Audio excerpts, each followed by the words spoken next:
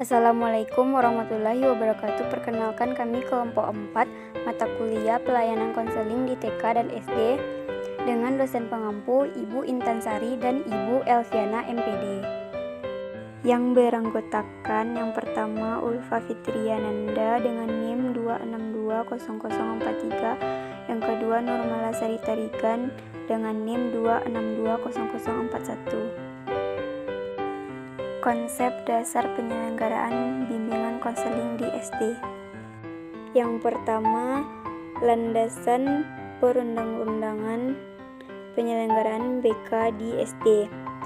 Undang-Undang RI No 20 Tahun 2003 tentang Sistem Pendidikan Nasional Bab 1 Pasal 1 Ayat 1 disebutkan bahwa pendidikan adalah usaha sadar yang terencana untuk mewujudkan suasana belajar dan proses didik secara aktif, mengembangkan potensi dirinya untuk memiliki kekuatan spiritual, keagamaan, pengendalian diri, kepribadian, kecerdasan, akhlak mulia, serta keterampilan yang diperlukan dirinya, masyarakat, bangsa, dan negara. Kemudian, mengenai pendidikan diterangkan di ayat 6, yaitu di mana pendidikan adalah tenaga kependidikan yang berkualifikasi sebagai guru, dosen, konselor, pamong belajar, widyaiswara, tutor, instruktur, fasilitator, dan sebutan lain yang sesuai dengan kekhususannya, serta berpartisipasi dalam penyelenggaraan pendidikan.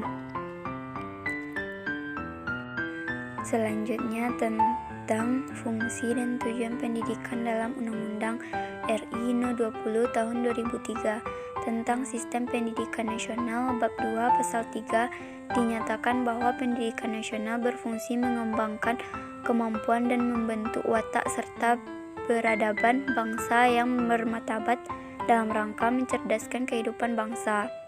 Bertujuan untuk berkembangnya potensi peserta didik agar menjadi manusia yang beriman dan bertakwa kepada Tuhan Yang Maha Esa, berhak mulia, sehat, berilmu, cakap, kreatif, mandiri, dan menjadi warga negara yang demokratis serta bertanggung jawab. Selanjutnya tentang hak peserta didik disebutkan dalam bab 5 pasal 12 ayat 1b, di mana setiap peserta didik pada setiap satuan pendidikan berhak mendapatkan pelayanan pendidikan sesuai dengan bakat, minat, dan kemampuannya. Selanjutnya, Permendiknas No 22 Tahun 2006 tentang standar isi untuk satuan pendidikan dasar dan menengah menyebutkan bahwa pelayanan konseling meliputi pemberian kesempatan kepada peserta untuk mengembangkan dan mengekspresikan diri sesuai dengan kemampuan, bakat, dan minat.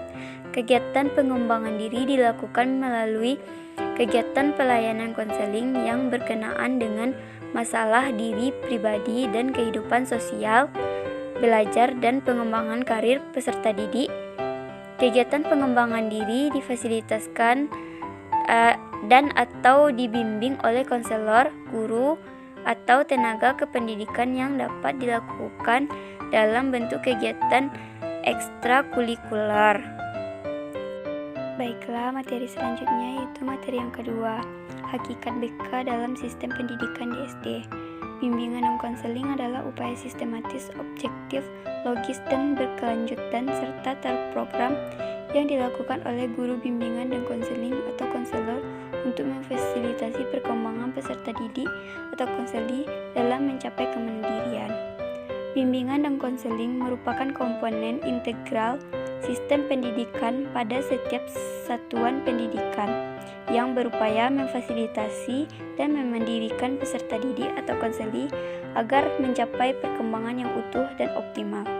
Sebagai komponen integral, wilayah bimbingan dan konseling yang memandirikan secara terpadu bersinergi dengan wilayah layanan administrasi dan manajemen serta wilayah kurikulum dan pembelajaran yang mendidik.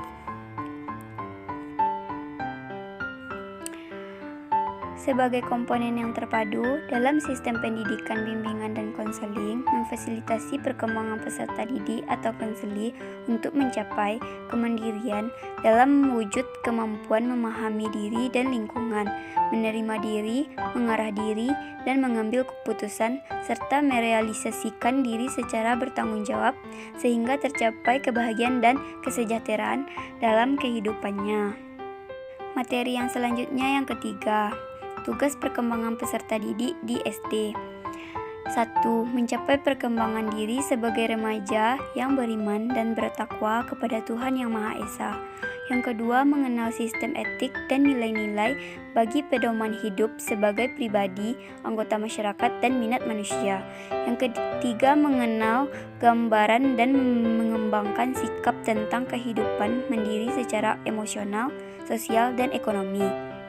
Yang keempat, mengembangkan pengetahuan dan keterampilan sesuai dengan kebutuhannya untuk mengikuti dan melanjutkan pelajaran dan atau mempersiapkan karir serta berperan dalam kehidupan masyarakat.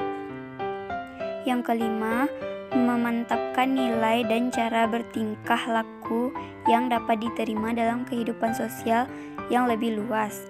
Yang keenam, mencapai pola hidup yang baik dengan teman sebaya dalam perannya sebagai pria atau wanita. Yang ketujuh, mempersiapkan diri menerima dan bersikap positif serta dinamis terhadap perubahan fisik dan psikis yang terjadi pada diri sendiri untuk kehidupan yang sehat. Yang kedelapan, memiliki kemandirian perilaku ekonomis.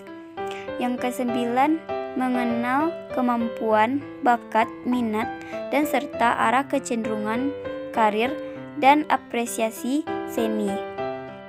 Yang kesepuluh yaitu mencapai kematangan hubungan dengan teman sebaya.